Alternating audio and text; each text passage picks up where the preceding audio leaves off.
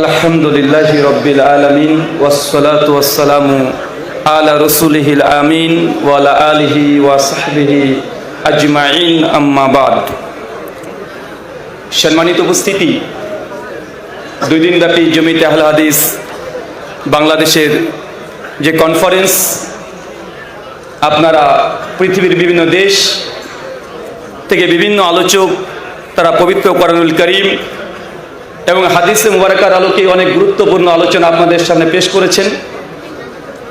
আহলে হাদিসের অনেক ফজিলত, মাকাম, মর্যাদা, ইতিহাস সমস্ত কিছু আপনারা আলোচনার মধ্যে থেকে শ্রবণ করেছেন। এত বড় মাজলিস এবং অর্ধ শতাধিক আলেম, উলামা, শায়েখ, মাশায়েখের এই মিলন মেলাতে আমি উপস্থিত হয়েছি। তবে প্রথমেই আলোচনার শুরুতে একটি কথা আপনাদের সঙ্গে শেয়ার করি। মনে রাখবেন, মানুষ যখন অসুস্থ হয় সাধারণত সেই সময় চিকিৎসকের প্রয়োজন হয়। আল্লাহ সুবহানাহু ওয়া তাআলা তিনি আশ-শাফি, তিনি সুস্থতা দিবেন। কিন্তু দুনিয়াতে আমাদেরকে ওসিলা তথা যে কোনো ডাক্তারের পরামর্শ নিতে হয়। যদি কোনো সমস্যা হয়, সমস্ত যে সার্জারি, অপারেশন সব কিছু ডাক্তারই করে। তবে অনেক সময় এমনটা দেখা যায় যে ডাক্তার তো চিকিৎসা করবেই, কিন্তু মানুষের যদি কিছু মনের রোগ থাকে, সেই সময়তে পাশাপাশি কিছু মানুষ থাকে যারা অসুস্থ ব্যক্তিকে যদি পাশে গিয়ে একবার বলে, ভাইজান কোনো সমস্যা নেই, আপনি অসুস্থ আছেন, আল্লাহ সুবহানাহু ওয়া তাআলা আপনাকে সুস্থতা দেবেন। কিছু কিছু মানুষ আছে যারা পিঠে এবং মাথায় হাত বানানোর মানুষ। ভাই, প্রয়োজন আছে না নাই? তাই ইসলামের দিন, ইসলাম এখান থেকে জ্ঞান অর্জন করার জন্য মূলত যারা শরীয়তের চিকিৎসক, তারা হচ্ছে আমার পূর্বে যতজন আলোচনা করে গেছেন, আজকে এবং কালকে শায়েখ এবং মাশায়েখগণ, তারা হচ্ছে চিকিৎসক। তাদের কাছ থেকে মূলত আকীদা, মানহাজ, আদব, আখলাক এইসব জ্ঞান, এইসব ইলম হাসিল করবেন। আর আমি হচ্ছে ওই শ্রেণী মানুষের অন্তর্ভুক্ত যে ডাক্তার নয়, তবে চিকিৎসকের সঙ্গে সঙ্গে থাকে এবং অসুস্থ ব্যক্তির পিঠে এবং মাথায় হাত বুলিয়ে দেয় যেন সে আত্মিক দিক থেকে একটু উন্নত হতে পারে। আমি সেই ক্যাটাগরির, আমাকে আবার চিকিৎসক ভাবিয়েন না। কথা বুঝতে পারলেন না মনে হয়? চিকিৎসক তারা যারা আলোচনা করে চলে গেছে। আলহামদুলিল্লাহ, আজকে আমাকে যে বিষয়ে গুরুত্বপূর্ণ আলোচনা করার জন্য বলা হয়েছে, অমুসলিমদের কাছে দাওয়াত দেওয়ার পথ, পদ্ধতি এবং গুরুত্ব। শেষ থেকে শুরু করি। গোটা বিশ্ব জগতে কতগুলো মানুষ আছে ভাই? কথা বলেন, কথা শোনা যাচ্ছে আমার কথা? কে কে শুনতে পাচ্ছেন না? হাত তোলেন। হ্যাঁ, তবে শুনতে পাচ্ছেন সবাই। টাইমস অফ ইন্ডিয়া 2015 সালে 13 অক্টোবর পৃষ্ঠা নম্বর 19-এ তারা বলছে গোটা বিশ্ব জগতে মানুষের সংখ্যা প্রায় 800 কোটি। কত কোটি? টোটাল 800 কোটি মানুষ। আর তার মধ্যে মানুষের সংখ্যা 800 কোটি হলেও ধর্মের সংখ্যা আছে প্রায় 4,500। কত হাজার? কত হাজার? চিন্তা করতে পারছে, 4,500 ধর্ম। আমরা কটা ধর্মের নাম জানি? হিন্দু, মুসলিম, বৌদ্ধ, জৈন, ইহুদি, খ্রিস্টান, 8-10-15টা ধর্মের নাম জানি। এই 4,500 ধর্ম, তার মধ্যে মুসলিমদের সংখ্যা প্রায় 180 কোটি, খ্রিস্টান 220 কোটি, হিন্দু 140 কোটি।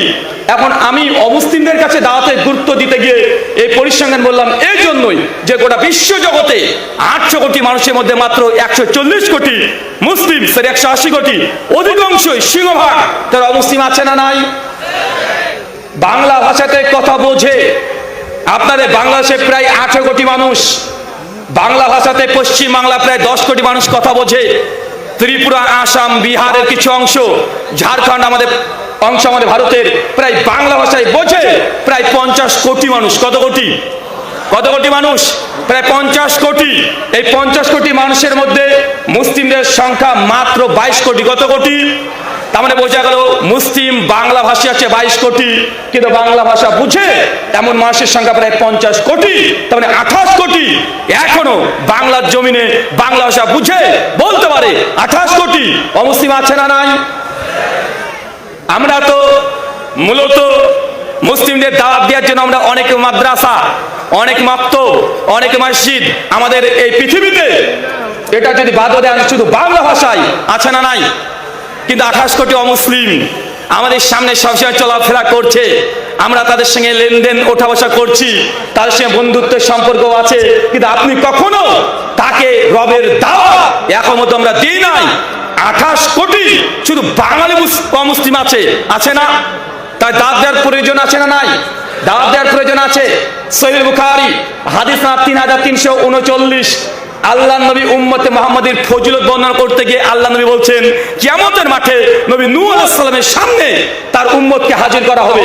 তারপরে আল্লাহ সুবহানাহু ওয়া তাআলা বলবেন নূহ আলাইহিস সালামের উম্মতকে যে তোমাদের কাছে কোনো সতর্কবার্তা গিয়েছে কি যায় নাই, কোনো নবী গিয়েছে কি যায় নাই? নূহ আলাইহিস সালাম কম তখন অস্বীকার করবে। কি করবে কথা বলেন? অস্বীকার করবে। সরাসরি ডিরেক্ট তারা বলবে যে আল্লাহ আমাদের কাছে কোনো নবী আসে নাই, আমাদের কাছে কোনো সতর্ক বার্তা দিয়ে কেউ আসে নাই, তোমার পরিচয় জানানোর মতো কোনো মানুষ আমাদের কাছে জানা নাই, কেউ আসে নাই। যখন এই কথা বলবে আর নূহ আলাইহিস সালাম বলবে আল্লাহ আমি দাওয়াত দিয়েছি, একটা বছর নয়, দুইটা বছর নয়, 950 বছর দাওয়াত দিয়েছে। কোন নবী? কোন নবী? কিয়ামতের মাঠে নবী নূহ আলাইহিস সালাম বলছে আমি দাওয়াত দিয়েছি, আর তার উম্মত বলছে আপনি দাওয়াত দেন নাই। যখন এই কথা যখন শুরু হয়ে যাবে, আল্লাহ সুবহানাহু ওয়া তাআলা সেই সময় নবী নূহকে বলবে নূহ আলাইহিস সালাম তোমার পক্ষে সাক্ষী উপস্থিত করো। কি বলেন তো? কথা না বুঝতে পারেননি? নূহ আলাইহিস সালামের কম উম্মত বলছে দাওয়াত আসে নাই, নবী বলছে এসেছে, উম্মত বলছে আসে নাই। আল্লাহ সরাসরি নবী নূহকে যে আপনার পক্ষে সাক্ষী পেশ করেন, কে আছে আপনার সাক্ষী? তখন নবী নূহ আলাইহিস সালাম জানিয়ে দিবেন আল্লাহ আমাদের জন্য সাক্ষী, আমার সাক্ষী উম্মতে মুহাম্মাদী এবং স্বয়ং নবী মুহাম্মদ সাল্লাল্লাহু আলাইহি ওয়াসাল্লাম। তার মানে হাদিসে পরিষ্কারভাবে উম্মতে মুহাম্মাদী শুধু আমরা আমাদের জন্য কিয়ামতের মাঠে সাক্ষী দেব এমনটা নয়, বরং নূহ আলাইহিস সালামের কওমের যারা নবী নূহ আলাইহিস সালামের দাওয়াত কবুল করেনি, তারা যে দাওয়াত দিয়েছে নবী নূহ কিন্তু অস্বীকার করছে, সেই দিন আমরাও সাক্ষী দেব। কিন্তু উম্মতে মুহাম্মাদী যদি আজকে এখনো অমুসলিমদের কাছে দাওয়াত না দিই, কিয়ামতের মাঠে আমাদেরকে জিজ্ঞাসিত হতে হবে না? আপনার বন্ধু আছে অমুসলিম, হতে পারে হিন্দু, খ্রিস্টান, নাস্তিক, যে কোনো ধর্মের, তাকে এখনো কালেমার দাওয়াত দেয়নি, এখনো তার সঙ্গে আপনার সার্বিক যত ব্যবসা বাণিজ্য আদান প্রদান আছে, তাই গুটি কয়েক কথা আপনাকে অমুসলিমদের কাছে দাওয়াত দেওয়ার পদ্ধতি কি হতে পারে এই ব্যাপারে আপনাকে বলি। দাওয়াতের পদ্ধতি দুই ভাগে ভাগ। কয় ভাগে? দুই ভাগে। এক, অমুসলিমদের সঙ্গে সাদৃশ্য নিয়ে আলোচনা করতে পারি, যেমন তাওহীদ, রিসালাত, আখিরাত, মূলত তিনটে দাওয়াত। অমুসলিমদের সঙ্গে আমরা কোরআনুল কারীম এবং হাদিসে মুবারাকা থেকে আল্লাহর পরিচয় আমরা বর্ণনা করতে পারি। তাদের যে ঈশ্বর বা ভগবানের কনসেপ্ট যা আছে, সেই কনসেপ্টগুলোকে আমরা দেখাতে পারি যে কোথায় এই কনসেপ্টের মধ্যে দুর্বলতা আছে। দুই, আমরা আলোচনা করতে এই দ্বিতীয় ভাগ, যে ইসলামের যে শ্রেষ্ঠত্ব, গোটা বিশ্ব জগতের যতগুলো ধর্ম মতবাদ ইসলাম আছে, সমস্ত ইসলামের পরে ইসলামকে কেন মানতে হবে, এর কিছু যৌক্তিক আমরা উদাহরণ দিতে পারি। চলেন কয়েকটা জাস্ট আপনাকে আমি জানাতে চাই যে অমুসলিমদের কাছে প্রথমেই ইসলামের দাওয়াতটা কিভাবে দিবেন। দাওয়াতের প্রথম অংশে কি হতে হবে? কিসের দাওয়াত? কিসের দাওয়াত দেবেন? আল কোরআনের? আল কোরআন না তাওহীদ? প্রথম হচ্ছে তাওহীদ। যারা অনেকে আমাকে বারবার ফোন করে বলে যে রুহুল আমিন ভাই অমুসলিমদের দাওয়াত দেওয়ার কৌশল কি, তাদেরকে আমরা কিভাবে দাওয়াত দিতে পারি। আমি আজকে একটি বই পড়ছিলাম, কালেমার মর্ম কথা। বই লেখকের নাম কি?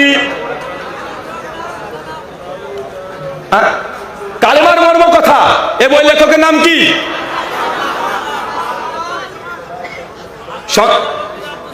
কালেমার মর্ম কথা লেখকের নাম কি? আজ থেকে 100 বছর আগেকার লেখক, 1900 সালে জন্মগ্রহণ করেছিল। নাম কি? আব্দুল আল কাফি আল কুরাইশি রাহিমাহুল্লাহ। আমি তার বইটা পড়তে পড়তে 16 নম্বর পৃষ্ঠাতে এমন একটা মেসেজ পেয়েছি, নিচে আমি আটকে উঠেছি। যদি গোটা বইটাকে আপনি টোটাল 112 পৃষ্ঠার বই, শুধু কালেমার দাওয়াত কিভাবে মানুষের পৌঁছাতে হবে, বইটাকে যদি আপনি 3 ভাগে ভাগ করেন, প্রথম 1 থেকে 16 নম্বর পৃষ্ঠায় তিনি আলোচনা করেছেন আল্লাহ সুবহানাহু ওয়া তাআলার উলুহিয়া, আল্লাহ যে এক এবং অদ্বিতীয়, প্রথম মানুষের কাছে পৌঁছে দিতে হবে। আমি অবাক হয়েছি, এই 16 পৃষ্ঠায় টোটাল 39 খানা কোরআনুল কারীম থেকে শুধু আয়াতকে কোট করেছে। কতটা? কতটা? With reference. আর 16 নম্বর পৃষ্ঠা থেকে 65 নম্বর পৃষ্ঠা পর্যন্ত শুধু কোরআনের 200 খানা আয়াত কোট করেছে। কয়টা? 200 খানা। তিনি 16 নম্বর পৃষ্ঠাতে সূরাতুল ইখলাস, আপনাদের প্রত্যেককে জিজ্ঞাসা করছি, যারা আছেন আলেম থেকে শুরু করে সাধারণ আম জনতা পর্যন্ত, কোরআনের সূরাতুল ইখলাস আমরা জানা আছে না নাই? অনুবাদ জানা আছে না নাই? আপনাকে শুধু একটা আরবির ইবাদতের কোরআনের কিরাতের অনুবাদ জানতে যাচ্ছি। বলেন কুল হুয়াল্লাহু আহাদ, এর বাংলা মানে কি? আরো জোরে বলেন। আল্লাহ এক এবং অদ্বিতীয়। আপনি অনুবাদ করছেন আল্লাহ এক এবং অদ্বিতীয়। আমরা বাংলা ভাষায় যত কোরআনুল কারীম পড়ি প্রত্যেকটার অনুবাদ আমরা এক এবং অদ্বিতীয় পেয়েছি, কিন্তু আব্দুল্লাহ আল কাফি আল কুরাইশি রাহিমাহুল্লাহ তিনি কালিমার মর্ম কথা এই বই 16 নম্বর পৃষ্ঠায় লাইন নাম্বার 10 থেকে 12তে তিনি এই অনুবাদ করেছেন, তিনি আল্লাহ একক এবং অদ্বিতীয়। কি বলেন তো? এখন একক কেন বললেন? তিনি কেন একক শব্দ ব্যবহার করলেন, কেন এক বললেন না? আচ্ছা আহাদ, আহাদ মানে এক না একক? ওয়াহিদুন এটা কি? এক। কিন্তু আল্লাহ কাফি সাহেব তিনি অনুবাদ করছেন কি? তিনি আল্লাহ একক এবং অদ্বিতীয়। একক কেন? আহাদ আর আহাদুন পার্থক্য আছে না নাই?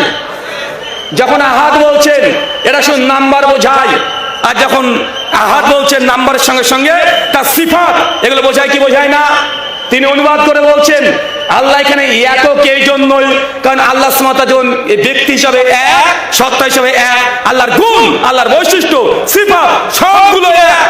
আচ্ছা আর একটা অনুবাদ, লাম ইয়ালিদ ওয়া লাম ইউলাদ, এর বাংলা অনুবাদ কি বলেন?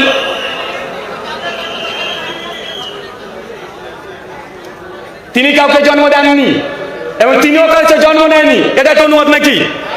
বা তিনি কারো সন্তান না? সরি, কালিমা তৈয়বা, সরি আমি ভুল বলেছিলাম, কালিমার মর্ম কথা নেই, কালিমা তৈয়বা। জি, লাম ইয়ালিদ ওয়া লাম ইউলাদ এর অনুবাদ কি বলেন? আরে ভাই কি রে,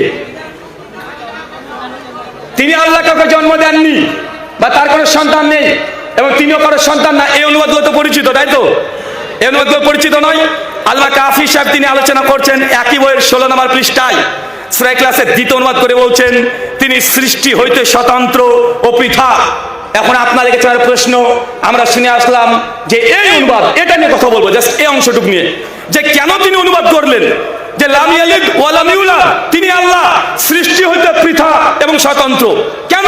কারণ গোটা বিশ্ব জগতে যতগুলো ধর্ম আছে আমি যতটা জেনেছি, এক হিন্দুইজম, খ্রিস্টানিটি, ইহুদি এবং 4-5টা ধর্মের গড প্রসঙ্গে যে কনসেপ্ট, সব চাইতে যেখানে তারা পদস্খলন হয়েছে শুধুমাত্র এই জায়গাতে এসে যে তিনি সৃষ্টি হইতে স্বতন্ত্র এবং পৃথক। কেন?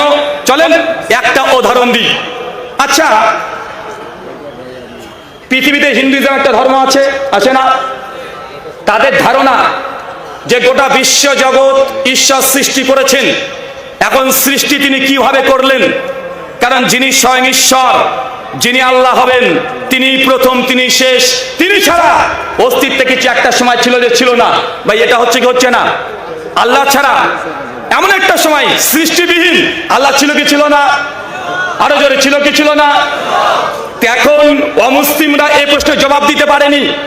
যখন গ্রিক দার্শনিকরা এসে প্রশ্ন করলেন যে ধরে নিলাম যে একজন স্রষ্টা এই সৃষ্টির জন্য দরকার আছে, গ্রিক দার্শনিকরা প্রশ্ন ছুড়ে দিল সবার উপরে, তাহলে বলেন যদি স্রষ্টা থাকাই লাগবে, কিন্তু একটা সময় ছিল শুধু স্রষ্টা একাই ছিল, কোনো সৃষ্টি ছিল না, তো স্রষ্টা যে সৃষ্টি করলেন কোথা থেকে সৃষ্টি করেছেন? কথা বুঝতে পারলে প্রশ্ন? মানে একটা সময় শুধু আল্লাহ ছিল আর অন্যকে ছিল, তিনি ছিলেন প্রথম, আল্লাহ তো সৃষ্টি পরে করেছেন।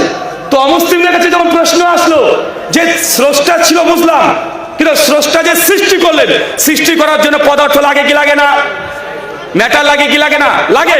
তো এই সৃষ্টি ঈশ্বর কি দিয়ে করবেন?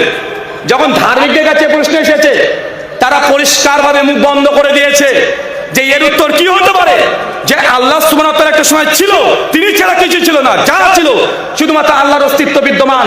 তা আল্লাহ যে সৃষ্টি করলেন, তিনি সৃষ্টি কি দিয়ে করেছে, এই প্রশ্ন যখন এসেছে তখন অমুসলিমরা প্রত্যেকে এর জবাব দিতে বিভ্রান্ত হয়ে আকীদা গলত করে দিয়েছে। তারা বলেছে সৃষ্টির জন্য যেহেতু পদার্থ দরকার, এই জন্য স্রষ্টাই নিজের অংশ হিসাবে গোটা বিশ্ব জগৎকে তিনি সৃষ্টি করেছেন। কথা বুঝতে পারলেন মনে হয়? এটা একটু গভীর আলোচনা। গোটা বিশ্ব জগতে যতগুলো ধর্ম দাঁড়িয়ে আছে শুধুমাত্র এটাই যে গোটা সৃষ্টি জগৎ যা দেখছেন সবগুলো আল্লাহর অংশ। কার অংশ? কার অংশ? এই জন্য শ্রীমদ্ ভাগবত গীতা দেখবেন, হিন্দু দাদাদের গ্রন্থ, 4th অধ্যায় শ্লোক নম্বর 7 এবং 8, তাদের কনসেপ্ট তারা বলছে। শ্লোক পড়বো? পড়ে যাবে?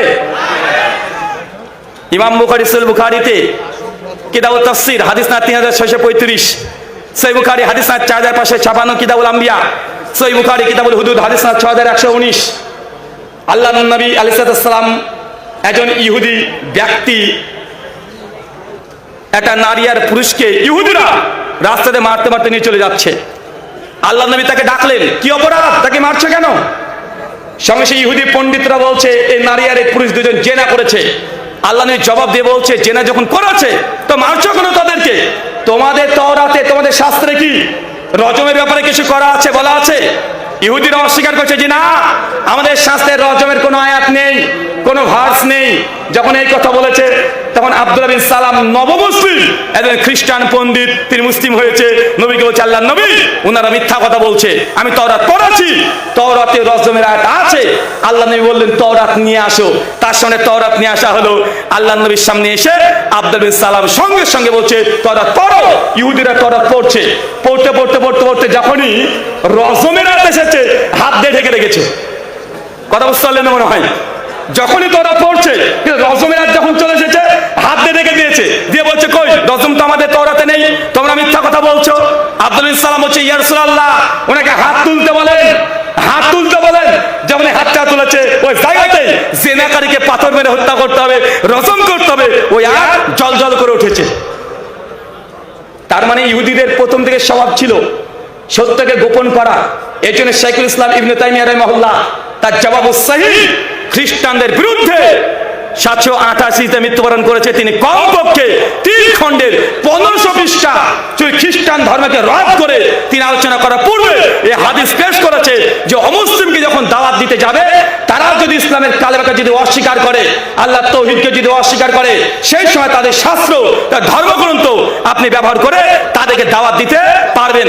জওয়াবুস সহিহ মুকদ্দমাতে স্পষ্টভাবে এই হাদিসকে তিনি নকল করে তিনি এখান থেকে ইস্তেদলাল করেছেন। তাই চলেন শ্রীমদ্ ভাগবত গীতা অধ্যায় নম্বর 4 শ্লোক নম্বর 7 এবং 8, শ্রীকৃষ্ণজি তিনি বলছেন ইয়াদা ইয়াদাহি ধর্মস্যে গ্লানির্ভাবতি ভারতা অভ্যুত্থানম ধর্মস্যে তদাত্মানম সৃজামিহাম পরিত্রাণায় সাধূনাং বিনাশাচাই দুষ্কৃতম ধর্ম সংস্থাপনায় সম্ভাবমি যুগে যুগে। কিছু বুঝেছেন? বাংলা মানে ইয়াদা ইয়াদাহি ধর্মস্যে গ্লানির্ভাবতি ভারতা, যখন ধর্মের মধ্যে অধর্ম নেমে আসবে, যখন ধর্মের মধ্যে অধর্ম নেমে আসবে, মানুষ পাপ অন্যায় অত্যাচারের মধ্যে নিমজ্জিত হবে, যখন ধর্মকে মানুষ ধ্বংস করে দিয়ে মঙ্গলা কথাবার্তা বলতে শুরু করবে। শ্রীকৃষ্ণজি গীতাতে দাবি করছে 8 নম্বর শ্লোকে পরিত্রাণায় সাধূনাং, সাধু মানুষকে রক্ষা করতে, বিনাশাচায় দুষ্কৃতম, আর খারাপ মানুষকে ধ্বংস করতে, ধর্ম সংস্থাপনায়, আর ধর্মকে রক্ষা করতে প্রত্যেক যুগে তিনি আবির্ভূত হবেন।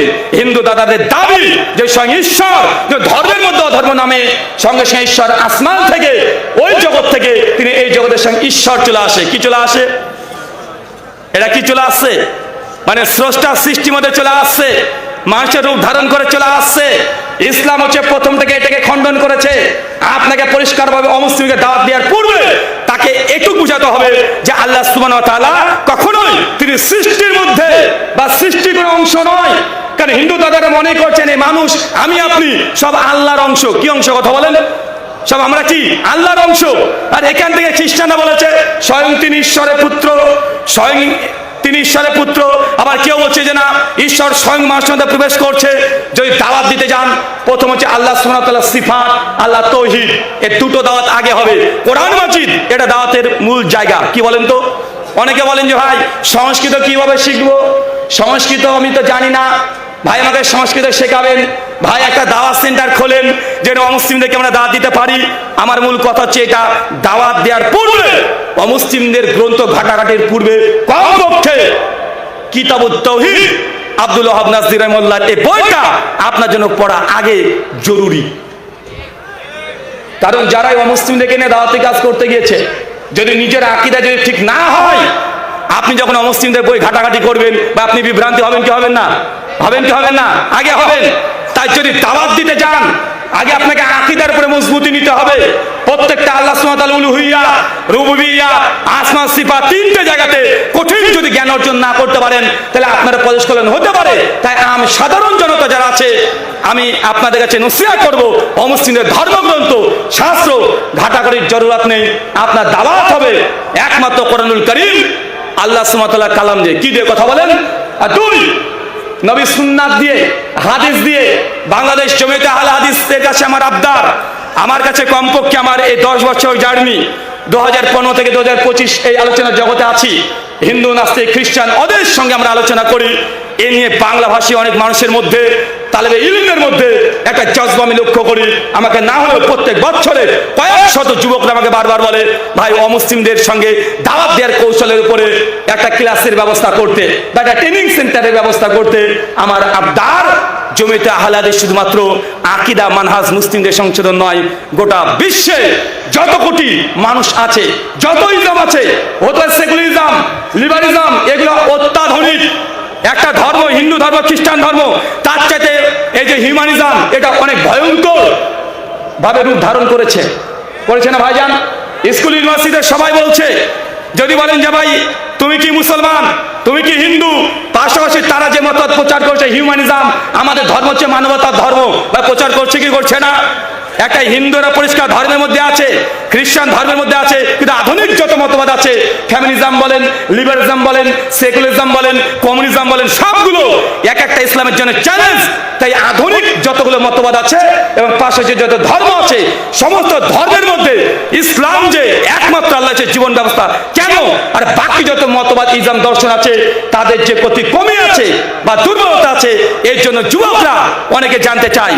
আমি আগ্রহী, যতটা আমি জেনেছি হিন্দুইজম, খ্রিস্টান ধর্ম এবং ইহুদি ধর্ম, লিবারেশন, ফ্যামিলিজম, সেকুলারিজম, এগুলো নিয়ে যতটুকু পড়াশোনা করেছি, আমি মনে করি পৃথিবীতে কোনো ব্যক্তি নেই, হোক ইহুদি, হোক খ্রিস্টান, হোক মুসলিম, ইসলামের কথা যখন আমরা বলবো, ইসলামের বিরুদ্ধে সে অবস্থান নিয়ে ইসলামকে ভুল প্রমাণ করা এটা সম্ভব নয়, এটা কোশ্চেন করা সম্ভব নয়। তাই এইটা আমি আগ্রহ প্রকাশ করছি। বাংলা ভাষায় অনেক মানুষ আছে, এই নতুন মতবাদগুলো আর পৃথিবীর বিভিন্ন ধর্মের ব্যাপারে কমপক্ষে জানা বোঝার জন্য জমিয়তে আহলে হাদিস বাংলাদেশের পক্ষ থেকে একটা অ্যারেঞ্জ করা হোক, হতে পারে সেটা দাওয়া ট্রেনিং সেন্টারের মাধ্যমে 2 মাস, 3 মাস, 4 মাস যারা দাওরা পাস করেছে, অন্ততপক্ষে অন্য ধর্ম সম্পর্কে কিভাবে দাওয়াত দিতে হয়, তাদের ধর্মের কোথায় দুর্বলতা আছে, কোথায় সমস্যা আছে, কিভাবে তাদেরকে বুঝাবেন, এই কৌশলগুলো আমাদের উচিত। কারণ আমরা দেখেছি যারা আমাদের বাইরে আছে তারা এই কাজগুলো গোটা বাংলাদেশে, বিশেষ করে ঠাকুরগাঁও, পঞ্চগ্রাম, দিনাজপুর, কুষ্টিয়া, আমার জানা মতে কুষ্টিয়াতে গত 2015 থেকে 2020 সাল পর্যন্ত মাত্র 5 বছরে 10,000 মুসলমানকে খ্রিস্টান বানিয়ে নিয়েছে। এই জায়গাটা কাজ করতে হবে। আমরা বিদেশ থেকে এসে 2 দিন 1 দিনে ওয়াজ করে আমাদের কাজ করা সম্ভব নয়। তাই জমিয়তে আহলে হাদিসের তরফ থেকে যেসব দিনী ভাইরা আছেন, অমুসলিম যারা হয়ে গেছে অথবা অমুসলিমকে কিভাবে দাওয়াত দিতে হবে, এই জন্য রীতিমতো একদম প্র্যাকটিস করে রেডি হয়ে মাঠে নেমে যারা মুরতাদ হয়ে গেছে তাকে দিনে ফিরিয়ে আনা, এবং যারা অমুসলিম আছে ওদেরকে নতুন করে কালেমা দাওয়াত দিয়ে, আমাদের এটা দাবি জমিয়তে আহলে হাদিস বাংলাদেশের তরফ থেকে। একমত না দ্বিমত? কারণ আমাদের সব জায়গায় কাজ হচ্ছে, আলহামদুলিল্লাহ সব জায়গায় কাজ হচ্ছে। আমরা বিক্ষিপ্ত অনেকে কাজ করছি অমুসলিমদের কাছে, কিন্তু আমাদের কোনো ফাউন্ডেশন নাই। আমি ব্যক্তি একজন একা একা কাজ করছি, আমার ওপরে কেউ নাই। আপনি একা একা কাজ করছেন, নেতৃত্ব দেওয়ার কেউ নেই, বিশেষ করে এই ফিল্ডে। তাই একটা আমরা চাচ্ছি যে এখানে একটা ফ্যাকাল্টি খোলা হোক, যেখানে বাংলাদেশের প্রত্যেক জেলাতে কমপক্ষে 10 জন আমরা যুবক তরুণ পাই, যারা অমুসলিমদের ব্যাপারে এক্সপার্ট হবে এবং তারা আলোচনা করে বিভিন্নভাবে অমুসলিমকে ইসলামে নিয়ে আসা এবং খ্রিস্টানদের তৎপরতাকে বাংলাদেশ থেকে উচ্ছেদ করার জন্য নতুন করে আমাদের আবারও দাওয়াতি ময়দানকে প্রসারিত করতে হবে। আল্লাহ সুবহানাহু ওয়া তাআলা তুমি আমাদের এই দাবি তুমি কবুল করো, সকলে পড়ি আমিন। এই বলে আজকের মতো আলোচনা আমার শেষ করলাম।